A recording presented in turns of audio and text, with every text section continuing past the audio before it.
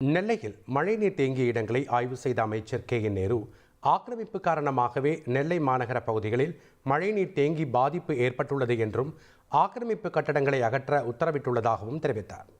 அதுலேருந்து நேராக ரீட்டைனிங் வால் போட்டு அதுலேருந்து இந்த ஆக்கிரமிப்பெல்லாம் எடுத்து நேராக ரெண்டு சைடும் வாய்க்கா கட்டி மேலே ரோடு போடுறது மாதிரி போட சொல்லியிருக்கான். டிபிஆர் போட சொல்லியிருக்கான். இந்த தடவை இது ரெடி பண்ணிக்கிறோம். பஸ் ஸ்டாண்டு இனிமேல் பாதிப்பு இல்லை. ஆக்கிரமிப்புனால தான் தண்ணி போகல. ஆக்கிரமிப்பை எடுத்துறான். அமைச்சர் முழுமையாக ஆக்கிரமிப்பு சொல்லிட்டாங்களா? நிறைய ஆக்கிரமிப்பு இல்லை, எடுக்க சொல்லிட்டான்.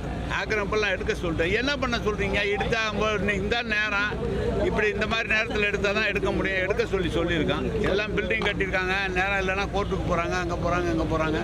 நீர்வழி புறம்போக்கு எந்த இடத்துல கோர்ட்டில் ஸ்டே கொடுக்கறல எடுக்க சொல்லியிருக்கான். நிறைய இடங்களில் கால்வாய்கள் தூர்வாராம. திருநெல்வேலி கால்வாய் கூட இன்னைக்கு காலையில் தண்ணி முட்டி வெளியே ஏறினதுக்கு அப்புறம் தூர்வாரக்கூடிய நிலை இருந்துச்சு. முன்கூட்டியே தூர்வாரிங்க.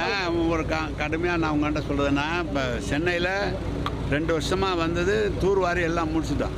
இப்போ இந்த வருஷம் தான் பார்த்து 2வது வருஷம் நமக்கு இது அனுபவம் வந்திருக்கு. அதனால் இந்த வருஷம் எல்லாத்தையுமே தூர்வாரத்துக்குள்ள ஏற்பாடு பண்ணிடுவோம் கம்ப்ளீட்டாக. எப்போ சார் இதில் ஆக்கிரமிப்பு கட்டடங்கள் எப்போ இடிக்கிறது? இன்னையிலேருந்து அப்படியே தொடர்ந்து அப்படியே எடுக்கிறோம். ஏங்க எது வந்தாலும்